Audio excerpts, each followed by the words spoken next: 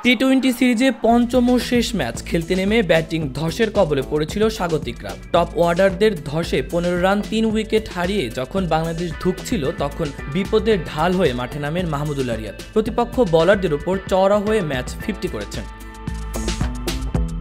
তবে আজকের দিনটি যেন জিম্বাবুয়ের 157 রানও যথেষ্ট হয়নি তাদের আটকে রাখতে। পুরো সিরিজ জুড়েই ব্যাট হাতে ধুঁকছিলেন যে জিম্বাবুয়ান অধিনায়ক সেই সিকান্দার রাজাই রান খরা কাটিয়ে হাঁকালেন 50। তার সঙ্গে যোগ দেন ব্রায়ান বেনেটও। এই ম্যাচে টাইগারদের হয়ে সবচেয়ে খরচে বোলিং করা সাইফুদ্দিন যতক্ষণে বেনেটকে ফিরেছিলেন ততক্ষণে প্রায় ম্যাচ সফরকারীদের হাতে চলে গেছে। তার 49 বলে 70 রান আর অধিনায়ক রাজার অপরাজিত 72 রানে 9 বল হাতে রেখেই সান্ত্বনার জয় তুলে নেয় জিম্বাবুয়ে।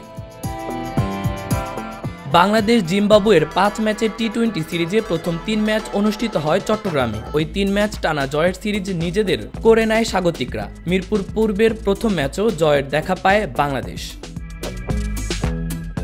মাহবুবুর রহমান ইমন, খবর সংযোগ।